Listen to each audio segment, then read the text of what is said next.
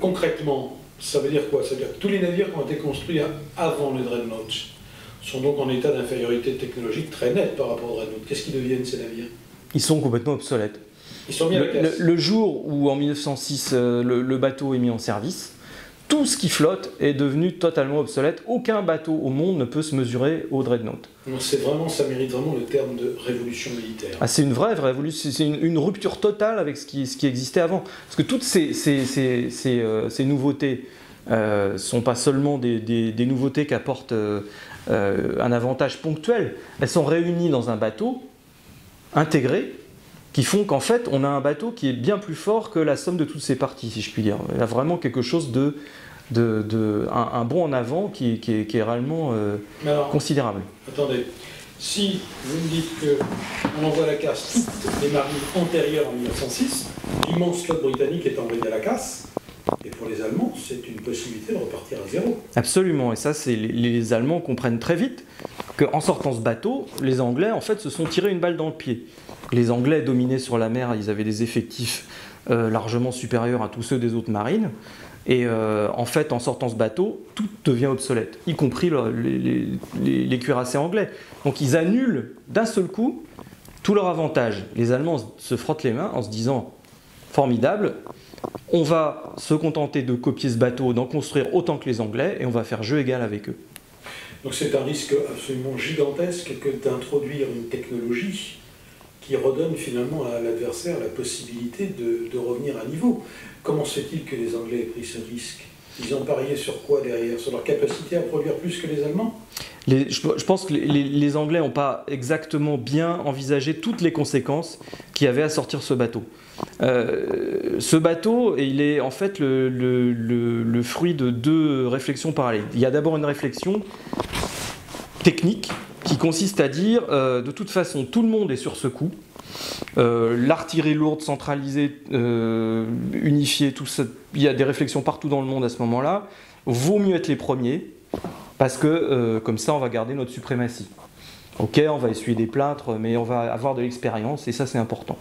Donc d'une part il y a l'idée de le construire avant les autres. La deuxième idée c'est que ce bateau devait à l'origine faire des économies. Il se trouve qu'au début du siècle la marine anglaise coûte énormément cher au budget de la couronne britannique et que Fisher, donc cet amiral, a été nommé commandant en chef de la marine avec l'objectif de réaliser des économies. Or il dit lui, puisque je concentre plus de gros canons sur un seul bateau, je vais faire finalement des économies de bateau à puissance égale. Donc l'idée c'est de sortir un bateau qui va être économique. Et en fait il se trouve que c'est exactement le contraire qui va se produire, puisque les Allemands se mettant à copier le bateau, les Anglais vont prendre peur et vont se mettre à le multiplier comme des petits pains, littéralement, puisqu'on va en construire pratiquement une quarantaine avant la guerre. En 8 ans, c'était ce Donc en fait, ce qui s'est passé en 1906, c'est le modèle parfait, quasiment théorique, de la course aux armements.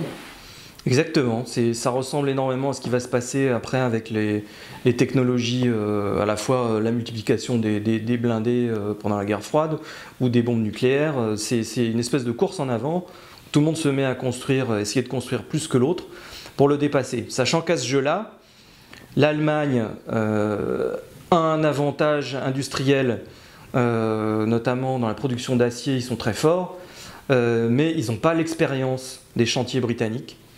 Or là, les Britanniques sont capables de prodiges absolument extraordinaires. Le premier prodige, c'est le Dreadnought d'ailleurs, dont la coque est achevée en 5 mois. Et le bateau lui-même est lancé, commencé des essais à la mer, 1 an et 1 jour après la pause après le début du chantier, ce qui est absolument incroyable. On n'a jamais battu ce record depuis. Et on est en 1906 seulement. Et on est en 1906. Ajoutons tout de même à la décharge pour des Allemands qu'ils doivent entretenir une armée de 1,5 million d'hommes, une armée de terre en temps de paix, charge que les Britanniques n'ont pas. Tout à fait, mais justement, c'est là la chose extraordinaire dans cette affaire, c'est que le Kaiser, qui est le petit-fils de la reine Victoria, est un fanatique de la marine de guerre. Il adore parader en uniforme d'amiral, il n'y a rien qui lui plaît plus que ça. Et sa passion l'emporte et lui fait commettre une bévue stratégique absolument monumentale, à savoir que l'Allemagne, qui est essentiellement une puissance terrestre et qui devrait normalement se focaliser sur ses ennemis traditionnels, que seraient la France à l'ouest et la Russie à l'est, va se jeter dans une course perdue d'avance contre l'Angleterre, avec qui, ma foi, au début du siècle, elle n'entretient pas des rapports qui sont absolument détestables. Non, au contraire. Et au contraire, ils s'entendent assez bien.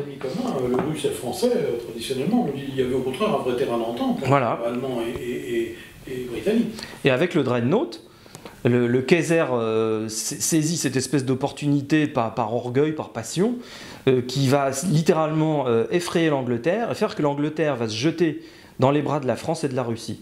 Donc ce bateau, il a transformé les alliances en Europe et il a aidé à consolider les camps juste avant la Première Guerre mondiale. Donc il a joué un rôle déterminant dans la façon dont la guerre s'est engagée, et notamment dans la formation des alliances.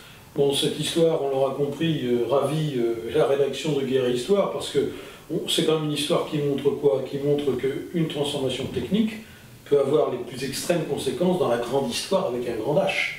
Et que ceux qui, je ne citerai pas, mais enfin, ceux qui dans certains milieux universitaires font semblant de tenir pour quantité négligeable l'histoire des techniques ou l'histoire des techniques militaires encore moins, se trompent totalement, puisque là on a un très bel exemple d'une rupture d'équilibre technologique qui se traduit in fine par une rupture d'équilibre stratégique et par un grand conflit mondial. Absolument, et même avec des ramifications qui durent encore. Il y a des choses qui sont extraordinaires dans cette affaire. Le Dreadnought a lancé cette course aux armements. Cette course aux armements a également été une course technologique, et en particulier la marine anglaise, pour gagner en puissance et en rapidité de ravitaillement de ses bateaux, a converti ses cuirassés du charbon au pétrole. Or, le pétrole, il n'y en a pas en Angleterre. Il a donc fallu aller le chercher quelque part, au Moyen-Orient. Et c'est ainsi, exactement, que l'Angleterre s'est intéressée à l'Iran, et l'impérialisme britannique au Moyen-Orient, il est le fruit quasiment direct de cette affaire du Dreadnought. Alors, dont on voit encore les pirates tomber. Je vais paraphraser Marx en exagérant un petit peu. L'histoire militaire est le moteur de l'histoire. C'est un des moteurs. Dans le cas du Dreadnought, c'est la turbine de l'histoire, oui, exactement. Oui. Merci Pierre. Et donc rendez-vous pour ce numéro 2 de Sciences civiques, guerre et histoire qui sera dans vos kiosques le 17 juin prochain. Merci. Au revoir.